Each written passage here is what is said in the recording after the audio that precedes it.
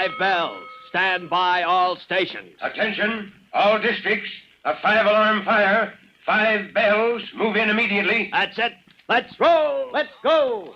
Firefighters.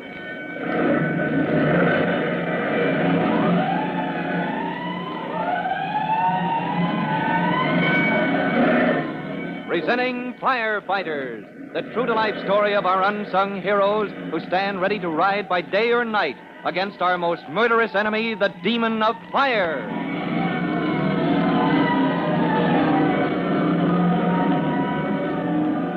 In just a minute, we'll visit Engine Company 209, where Tim Collins, rookie fireman, is quartered when on duty. Tim has been on a special assignment by order of Chief Cody, but is on his way back to the fire station now. And before he gets there, we have time for this message.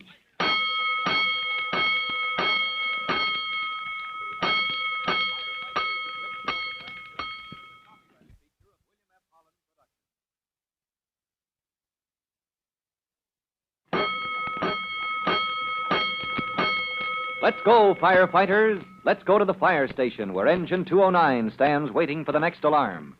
Gonigal, the driver, is grumbling to himself as usual as he polishes the fenders of the big engine. Hearing Gonigal's voice, Lieutenant Greenspan comes out of his office and calls. Collins! That you, Collins? Oh, it's just me, Lieutenant. Where's Collins? Isn't he back yet? Nope. I guess he's still with Chief Cody. Well, he's hoping the chief lets us have him back soon. You got to do something about those grass fires. You think Hooksy Collins can handle it? Well, I'm hoping he can get hold of those kids. I'd like to get hold of them. Burning off the grass in the vacant lots. Every day this week we've had a row because some kid got to playing with matches. There ought to be a law. There is a law, but those youngsters never heard of it. That's why I hope Collins can get in touch with them. Or maybe he'll catch a few and dust their jackets. I don't know, Gonigal. Maybe that's the way to handle it, and maybe not. Why don't you let me handle it, Lieutenant? I'd get me a big paddle. I'd go out in the lots where all these fires start. I'd take my paddle and I'd let the... 211. Box 211. Pearson Easy. That's us, Gonigal. Turn out, you lazy bones. We roll. Pearson Veazey. Sounds like another grass fire. Hey, wait for me. All right, hold it, Gonigal. Here comes Collins. Reporting for duty, sir. Just in time, Collins. Get up in that cab. Yes, sir. You men back there, all clear behind. All clear. All clear, Gonigal. Move over, Hooksy. Make room for the lieutenant. Let's go.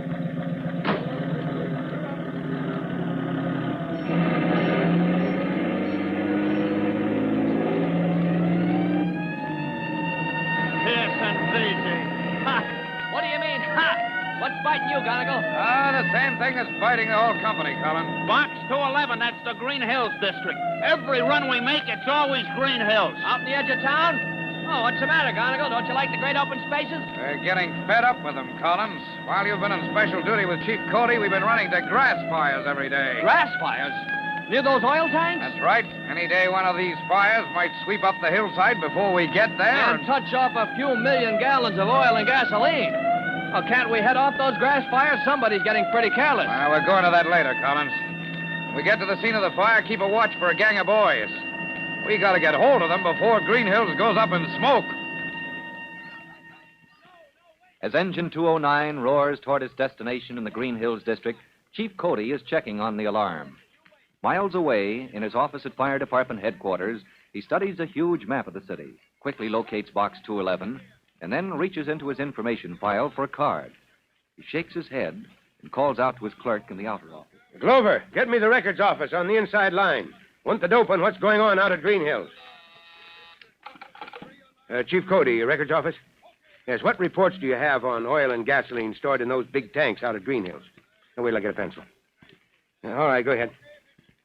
All storage tanks in use, huh? How many? Oh, 3 of the big oil companies. Right. Anything else? I mean, any other kind of supplies that might give us trouble? Unity Chemical Company, huh? Shed full of chemicals. What? No watchman. Won't they ever learn? No, that's all I want. I'm much obliged. Glover, give the garage a ring. I want my car. Going out to Green Hills. Got to look into this outbreak of grass fires before we have a situation out there we can't control. And as Chief Cody makes ready for a fast run in his department car to the Green Hills district, where vast supplies of oil and gasoline are stored in huge black tanks among the open fields, Engine 209 pulls up at the scene of the fire, and Lieutenant Greenspan quickly sizes up the situation. Yeah, just as I thought. Fire creeping across the vacant lots. You want a line, sir? No, we don't need a hose, Godigal. You men back there, brooms and rakes. At the upper end of the field, sir. Fire's almost reached that pile of brush. Get the small extinguisher, Collins. We'll stop that fire before it gets into the brush and begins to leap up the hillside. Yes, sir.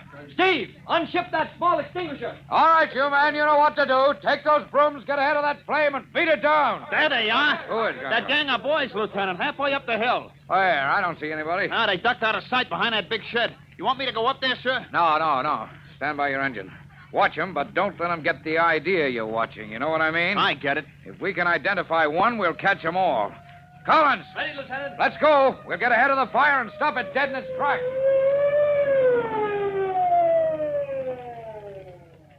Well, driver, where's your company officer? Huh? There he is up there, Chief Cody. Oh, it's you, Gonigal. First time I ever caught you asleep on the job. Not me, Chief Cody. I was just concentrating. You know, concentrating? On what? What are you squinting for? For trying to see out of the corner of my eyes, Chief. I'm concentrating on that shed up there. Uh-oh.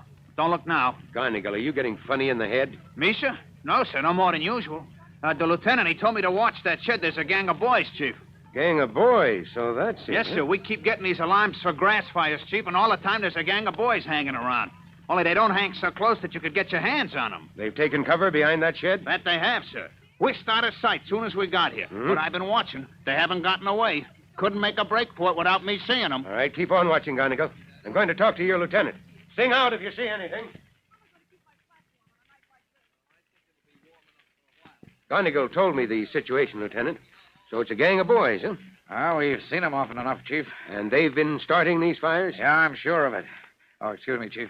All right, Collins, we're through with that extinguisher up there. Yes, sir. Take it down below. Use it to smother any coals the men can't beat out with a broom. Okay, Lieutenant.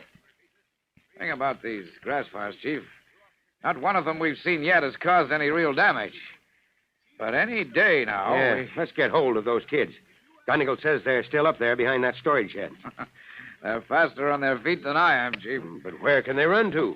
Higher up, there's the oil company fence, 9 feet high, with a wire mesh only a squirrel could climb. Yeah, so if we separate, if we each go around one side of the shed... I'll drive them toward you, or you'll drive them toward me. we can't miss. All right, let's get started. But remember, we don't want to scare those boys.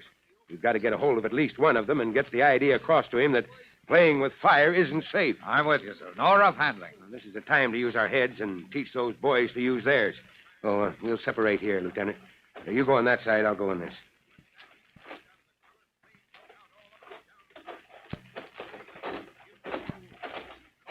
Well, almost there. Don't want to scare the kids. No, sir, that won't help. Collins, what's the idea? Oh, I didn't mean to startle you, Chief. Coming up behind a man like that might as well shoot me as scare me to death. Oh, sorry, sir. I thought you heard me. I thought it was me you were speaking to. No, Collins, you just caught the old man talking to himself. Now, what's on your mind? Well, the fire's completely extinguished, Chief. I came to report to Lieutenant Greenspan, and then I saw you creeping along. Well, I mean... No, creeping is right, boy. Well, come on, creep along with me. We're trying to round up that gang of kids. Oh, hold it, Chief. We're at the corner of the shed. Yeah. Easy now. I heard somebody moving. Yeah, coming this way, just sneaking along. Be ready to grab him if you have to. Here he is. Collins, let go of my arm. Oh, but I...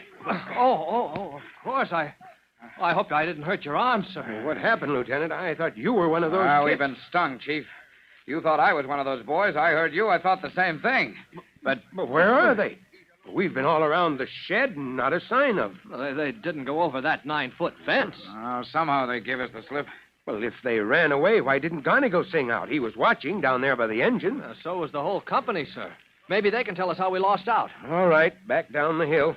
Maybe Gonigal saw them.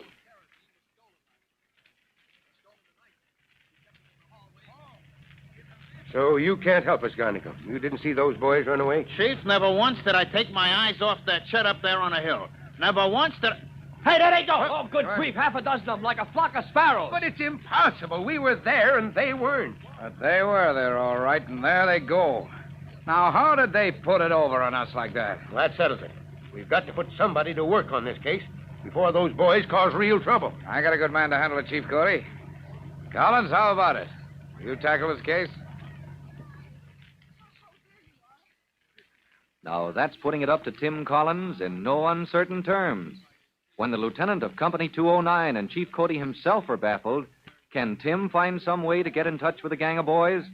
There's no time for delay because their dangerous game of starting grass fires may become deadly serious when flames reach the area where millions of gallons of oil and gasoline are stored. For Tim's approach to this case, listen to our next true-to-life episode of The Firefighters. In just a moment, Chief Bob Cody will tell you, boys and girls, how you can help the firefighters in your own town. But first, here's a message you ought to hear.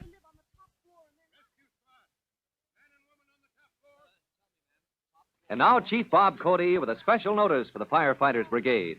Chief Cody. Boys and girls, this is your friend Chief Cody, and here's something we ought to think about. I've been noticing lately that some people are careless about burning rubbish and leaves and grass and so on. They don't realize how fast fire spreads and how quickly it gets out of control. So I'm going to ask you to check up on this. Now, just pass the word along that no fire at any time should be left to burn outdoors with nobody watching it. Remember, fire can't be trusted.